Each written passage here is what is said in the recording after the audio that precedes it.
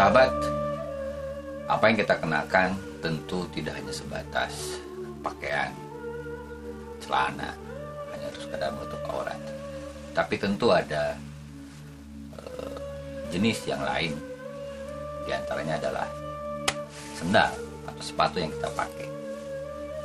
Pakaian yang kita pakai salah satunya adalah sebagai bentuk ikhtiar kita untuk menjaga aurat kita. Seperti halnya juga sendal atau sepatu mungkin tidak menjadi bagian dari syarat untuk menutup aurat.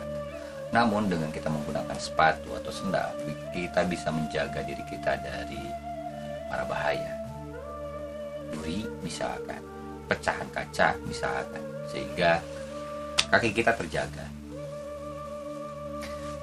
Sahabat, ngomongin tentang sendal atau sepatu, ini tentu merupakan proses sejarah yang cukup panjang untuk menjadi sebuah produk yang nyaman dan enak untuk kita kenakan dalam sehari-hari. Konon sejak masa Mesir kuno, Yunani kuno, orang sudah mulai mengenakan sendal atau sepatu. Bahkan dalam sebuah kisah disebutkan ada sosok pendeta yang juga menggunakan sendal dalam kesehariannya itu berasal dari pohon palem.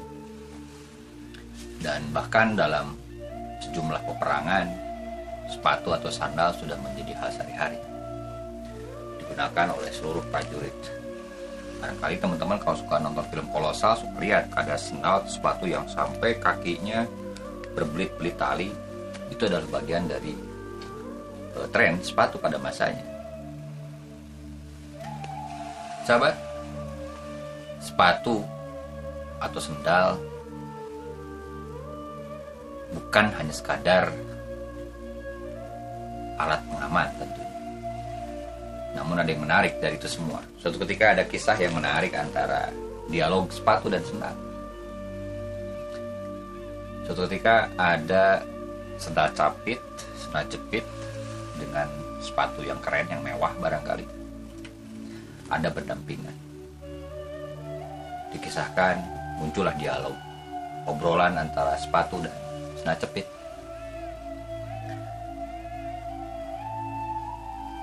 Dengan sombongnya barangkali sepatu mewah itu mengatakan mulai seperti ini. Mau-maunya kamu diciptakan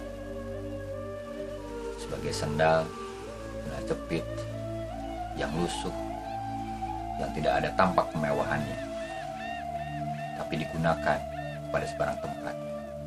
Lihat dong aku, sepatuku keren, mengkilau, mengkilap, dan digunakan di tempat-tempat kemewahan. Dengan sombongnya dia berbicara seperti itu. Sandal jepit tentu dengan kerendahan hatinya dia tidak menampik pernyataan-pernyataan si sepatu yang mewah itu. Dia bilang seperti ini kurang lebih. Ya, betul. Memang aku hanya sandal jepit yang hanya digunakan di tempat-tempat yang mungkin kotor, bau, bahkan sering digunakan ke tempat apapun. Berbeda dengan kamu, wahai sepatu mewah yang mengkilau, mengkilap, yang mungkin hanya digunakan di beberapa tempat, entah itu di resepsi pernikahan, entah itu di acara-acara rapat yang orang-orang tertentu yang hadir. Mungkin kamu keren di sana, namun aku hanyalah sandal jepit. Sepatu mewah, kamu jangan lupa. Mungkin tuanmu yang menggunakan sepatu mewah itu tidak akan mungkin menggunakan kamu ketika hendak berwudu. Mungkin juga tuanmu tidak akan menggunakanmu ketika hendak pergi ke masjid. Mungkin juga tuanmu tidak akan mau menggunakan sepatu mewahmu pada hal-hal yang mencucikan diri. Sandal jepit yang selalu digunakan sebagai tempat alas untuk berwudu. Sandal jepit yang selalu digunakan untuk alas membersihkan diri. Tentu kemewahan tidak selamanya. Seperti hanya saya, hanyalah sendal jepit.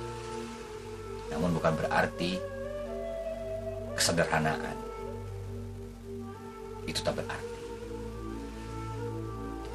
Sahabat, sejatinya memang alas kaki atau bahkan kaki kita pada masanya akan diminta pertanggungjawaban oleh Allah Subhanahu wa taala. Tentunya butuh kebijakan kita sebagai pengguna, entah kita sebagai pada masa pengguna sebagai sepatu mewah, kita sebagai pengguna sendal capit. Karena pada akhirnya kaki kita lah yang kemudian suatu saat nanti akan dipertanggungjawabkan oleh Allah. Dibawa kemana? Digunakan untuk apa? Diperuntukkan untuk apa? Diarahkan kemana? Bukan urusan sepatu mewahnya, bukan hanya sekadar urusan sendal jepitnya, tetapi kitalah yang menggunakannya, yang suatu saat akan dipertanggungjawabkan oleh Allah Subhanahu wa taala. Sahabat, kita tentu bisa mengambil hikmah dari percakapan, obrolan, imajiner sepatu mewah versus sendal jepit. Pada masing-masing orang tentu memiliki kebaikannya. Pada masing-masing orang tentu punya pada kadarnya. Bukan berarti pada satu sisi orang tak berarti, pada sisi yang lain orang tak bermakna. Berkaca pada sendal jepit dan sepatu mewah, pada dasarnya semua ada peruntukannya, semua ada pada makomnya.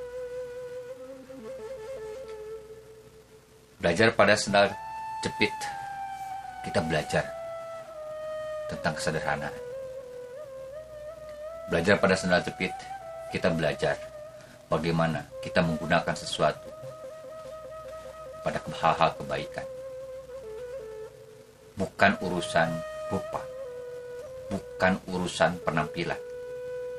Namun sejatinya diri kita diarahkan kemana, digunakan seperti apa.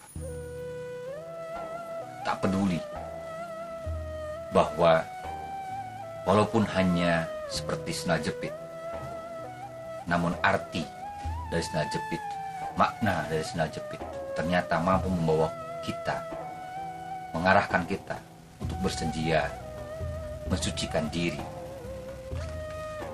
Jarang ada orang menggunakan sepatu mewahnya digunakan untuk berwudu.